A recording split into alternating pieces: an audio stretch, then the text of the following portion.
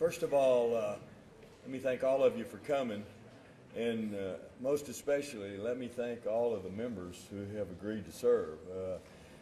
They're not getting any money, and they all got lots of other things to do, but to take time out of your respective busy schedules to devote your talent and energy and contribution to a roundtable designed to gather information, to look at issues surrounding healthcare, and to try to help craft pragmatic, reasonable solutions for increasing accessibility and affordability of health care across the board, as well as ensuring top quality health care, is a task that is at the very least monumental. In some instances, some people think it's just so daunting that some people don't even want to look at it.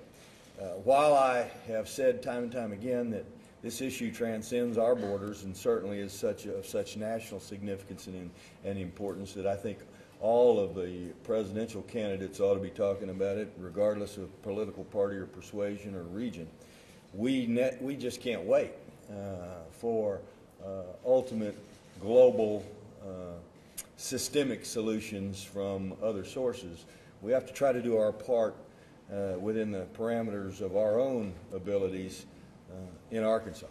And so we've tried to gather a cross-section of talented people who will glean the facts and figures and information and the stories that are out there, some of which have been told over and over, and some of which may already be so elementary to all of you that you wonder why we go through it again. But this is a dynamic area. It's ever-changing, and the thoughts and suggestions are ever-changing.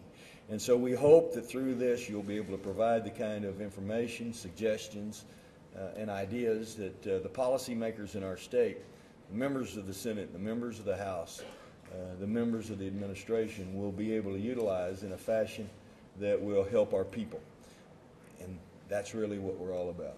We're here for 2.8 million Arkansans, and to make sure that we can do all we can do for them. We'll start, I think we've got two people that can kind of initiate this in a personal perspective, and then Dr. Joe, who incidentally is responsible for all this.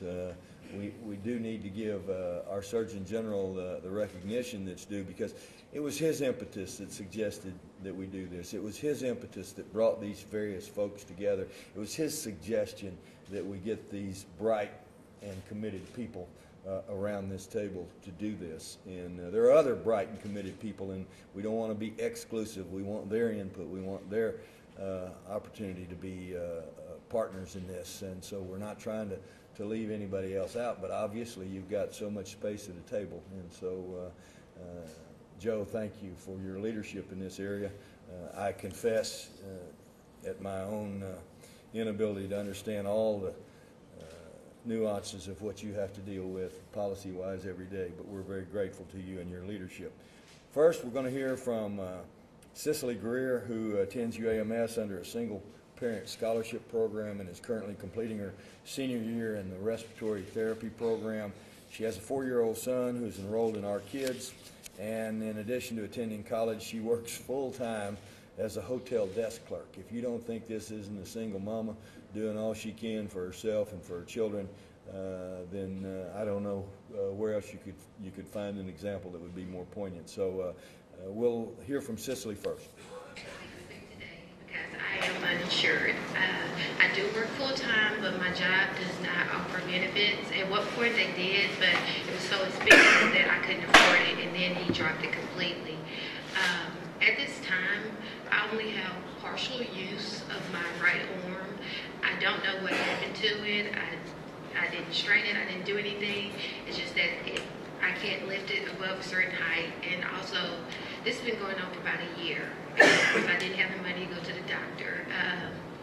And as it progressed, now my hand shakes really bad, like to the point where I have to concentrate to feed myself because my hand shakes so bad.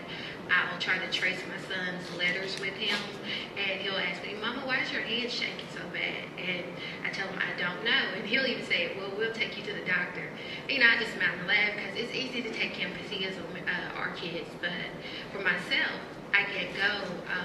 I was put in touch with a clinic through the single parent scholarship. And they did not have the ability to give me an MRI, which is what I need. And all they're doing for me right now is giving me pain pills, which I can't take because I'm always in clinicals or at work. So I take over-the-counter medication for my arm, but it's just difficult because for me, there's a light at the end of the tunnel. I will graduate in May, and I'll take my boards, and I'll get a job and I'll be able to afford insurance. But for some people, there's no light at the end of the tunnel, and it's just hard, you know, because this does affect my clinical setting. I have to be careful with picking up the oxygen tanks. I have to, some things I can't do. If I'm doing intubations, I have to concentrate so hard to keep my hand from shaking, and it's hard. You know, if I had insurance, and I won't be able to get this fixed, and the doctor's constantly telling me, the longer you take, the worse it's going to get. But as I explained to them, I don't have thousands of dollars for an MRI. You know, I don't even have the money for the painkillers they give me, but I don't get the prescription anyway. But it's just hard, and if healthcare was more accessible for people, it would be so much better because there's so many sick people walking around here. When they could it would be so easy for them to go to the doctor and get checked on, and it just gets worse and worse and worse.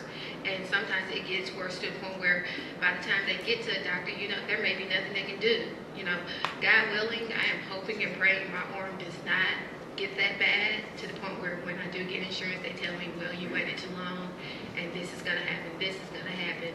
But if they could just do something, you know, just something to help out, you know, that if they could even, give you something with like a copay, a small copay. Some people might not even be able to make that, but just that would be a step, and it would just help so much. Because like I said, you know, I can put up with it till May, and I can get insurance, but for some people, they don't have that coming, and it's just really hard to deal with at times when I'm in my clinical setting, or like I said, when I'm trying to do my homework with them, or just feeding myself.